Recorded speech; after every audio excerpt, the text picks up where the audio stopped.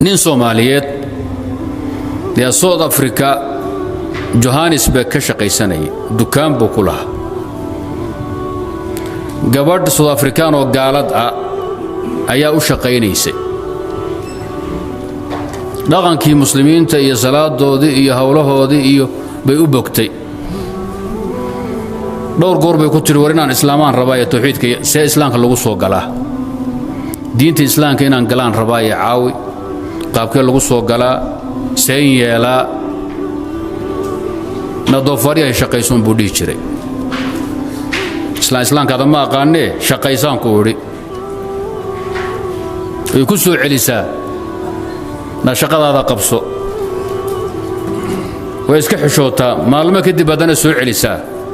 canaan buu dhagaha ka raaciya war islaamka inaan galaan rabaa say u lahayd ee islaamka ii geli ama meel kale ii gee ama adugu ii qabo ee asna u wareejin haya u canaanan hayay baytii alla ku timid oo gabadha way dhimatay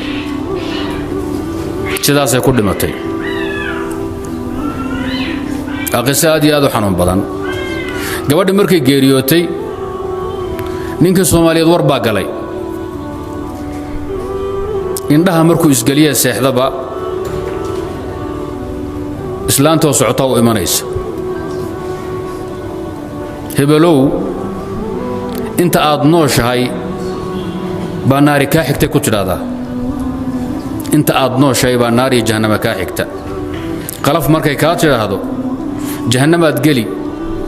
anuguna hadda waan cadaabana waa lee cadaabaa waxaa la yidhi intuu hebel ka soo dhimanayo ee booskaada lagu bedelahayaad naar ku jiraysaa maalinku asagu qalaf soo yidhaahdo booskaada naarta isagaa gelaya aduguna jannada lagu geynaya saasay habeen walba oo la timaadaa indhaha markuu isgalay riyaa ugu iman intaasay ku dhihi hurdu ka saahiday dhowr bilood markuu seexan waayey oo indhihiisu taagan yihiin oo xanuunkiisii xaddaaf noqday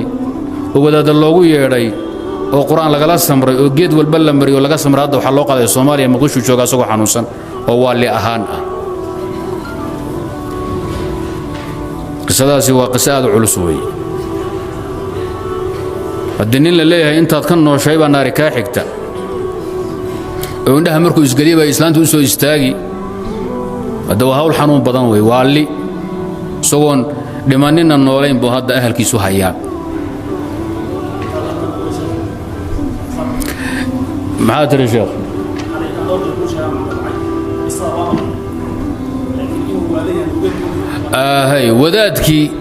wadaad Soomaaliyeed baa isxil qaamay gabadhi reerkeedii buu aaday diinka ugu yeedhaa waqti badan buu ku bixi reer la yaqaano weeye maxallu shaahid qisada waxaa weeye dadkan gaalada ah ha fududaysanina diinka inaad gaadhisaan ilaahay ka cabsada tawxiidka faafiya diinka u sheega dadka qiimaha idan la yeesho waxaad aaminsantiin masaajidii baad ku jirtaan diinkii baad baranaysaan waa shay qiimo badan waa risaaladii rabbi u dambaysay waa dhaxalkii suubanaheen xilba ina saaran nabiga calayhi salaatu wasalaam gadaashiin nabi lama soo dirayo shariico kale la imanaya mas-uuliyadda idinkaa la idinkaga tagay idinka inaad sii wadaan way balliqu cannii walow aaya